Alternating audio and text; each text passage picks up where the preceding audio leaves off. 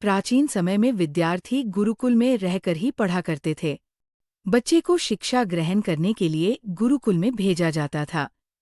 बच्चे गुरुकुल में गुरु के सानिध्य में आश्रम की देखभाल किया करते थे और अध्ययन भी किया करते थे। वरदराज को भी सभी की तरह गुरुकुल भेज दिया गया। वहां आश्रम में अपने साथियों के साथ घुलने मिलने लगा। लेकिन वह पढ़ने में बहुत ही कमजोर था। गुरुजी की कोई भी बात उसके बहुत कम समझ में आती थी। इस कारण सभी के बीच वो उपहास का कारण बनता है। उसके सारे साथी अगली कक्षा में चले गए, लेकिन वो आगे नहीं बढ़ पाया। गुरुजी जी ने भी आखिर हार मानकर उसे बोला, बेटा वरदराज, मैंने सारे प्रयास करके देख लिए हैं। अब यही उचित होगा कि तुम यहाँ अपना समय बर्बाद मत करो। अपने घर चले जाओ और घरवालों की काम में मदद करो। वरदराज ने भी सोचा कि शायद विद्या मेरी किस्मत में नहीं है, और भारी मन से गुरुकुल से घर के लिए निकल गया। दोपहर का समय था। रास्ते में उसे प्यास लगने लगी। इधर उधर देखने पर उसने पाया कि थोड़ी दूर पर ही कुछ महिलाएं कुएं से पानी भर रही थी। वह कुएं के पास गया। वहां पत्थरों पर रस्सी के आने जाने से निशान बने हुए थे। तो उसने महिलाओं से पूछा, ये निशान आपने कैसे बनाए? तो एक महिला ने जवाब दिया, बेटे, ये निशान हमने नहीं बनाए।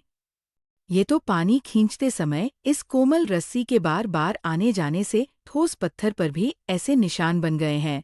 वरदराज सोच में पड़ गया।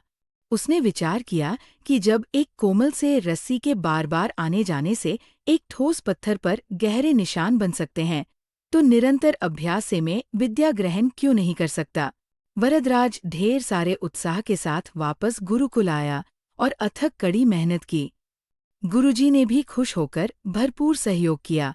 कुछ ही सालों बाद यही मंदबुद्धि बालक वरदराज आगे चलकर संस्कृत व्याकरण का महान विद्वान बना, जिसने लघु सिद्धांत कौमुदी, मध्य सिद्धांत कौमुदी, सार सिद्धांत कौमुदी, गीर्वाण पद्मंजरी की रचना की। शिक्षा, दोस्तों, अभ्यास की शक्ति का तो कहना ही क्या है। ये आपके हर सपने को पूरा करेगी।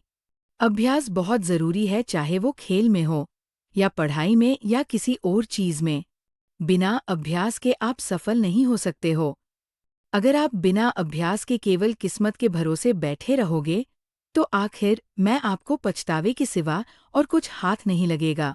इसलिए अभ्यास के साथ धैर्य, परिश्रम और लगन रखकर आप अपनी मंजिल को पाने के लिए जुट जाए।